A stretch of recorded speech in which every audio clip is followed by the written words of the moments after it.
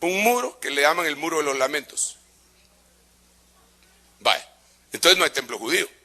Pero cuando se presente el anticristo, mire lo que dice: el cual se opone y se exalta sobre todo lo que se llama Dios o es objeto de culto, de manera que se sienta en el templo de Dios, presentándose como que si fuera Dios. Entonces, lo que tiene que suceder en estos años es que tiene que haber una restauración del templo de los judíos.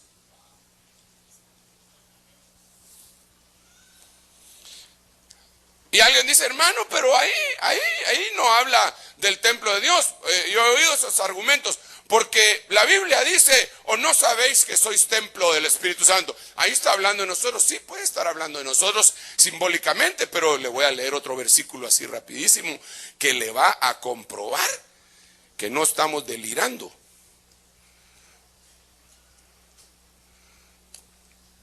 Entonces me fue dada una caña de medir, semejante a una vara. Y alguien dijo: levántate y mide el templo de Dios, y el altar, y a los que en él adoran. Entonces el templo, sí, ahí está hablando de un templo físico, de un edificio.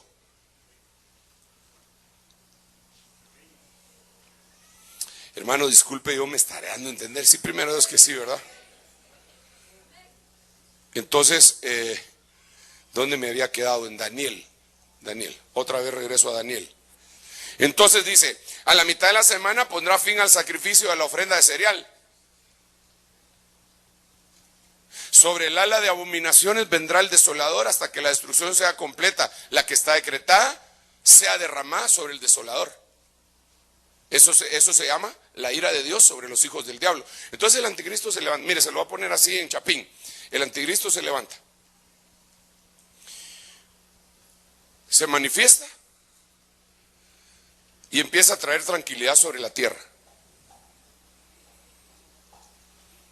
Los mareros empiezan a ser amigos de todos, son juzgados, el crimen organizado cesa, las guerras empiezan a bajar, se empieza a solucionar en parte, o por lo menos las noticias dicen que se soluciona el problema del hambre. Ahorita están muriendo 25,000 personas diarias de hambre. En este momento están muriendo 25,000 personas diarias de hambre. Y ese era el principio de dolores según Mateo capítulo 24. Entonces empieza a solucionar el problema de la crisis económica, el petróleo, los insumos, y empiezan a florecer todas las cuestiones, se empiezan a arreglar. El anticristo, todo el mundo dice: ¿quién como la bestia? Pero este hombre, ¿pero dónde estaba escondido este hombre? ¿Pero por qué no nos lo habían enviado? Y entonces Israel se pone a platicar con él, hacen pláticas de paz con los palestinos.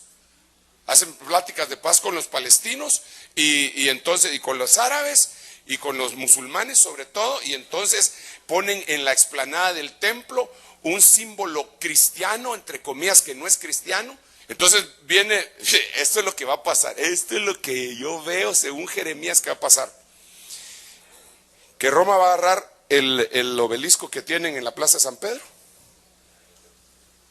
lo va a agarrar, que es un obelisco que ellos lo trasladaron de Egipto para ahí. Fíjese qué tremendo, hermano. La gente está ciega. Tan claro, hermano, que tienen una estatua de Júpiter que le pusieron no sé qué cosa y la convirtieron en San Pedro. De veras se necesita, bueno, en ellos se necesita astucia, pero en los que lo siguen se necesita. Y eso dice la Biblia: vosotros eras arrastrados antes a los ídolos mudos.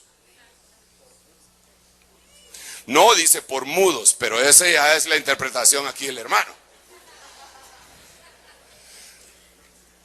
Pero entonces, fíjese pues, entonces en la explanada del templo ellos regalan el obelisco, lo ponen ahí.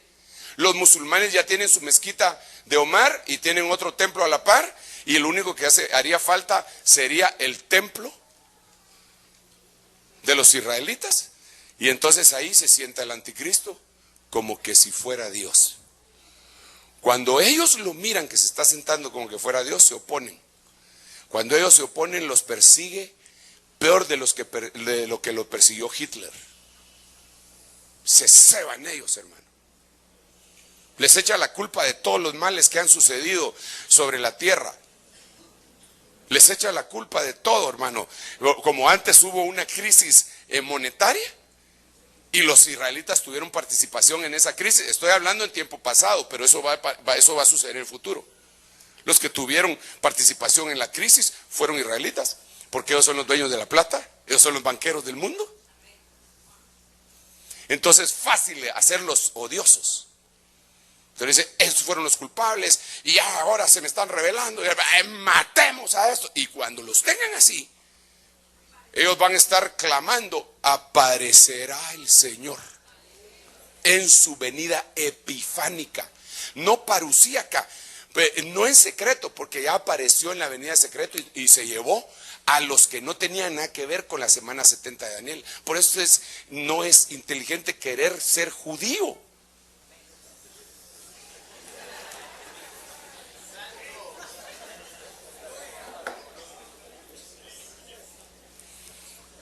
Bueno, pues si quiere ser que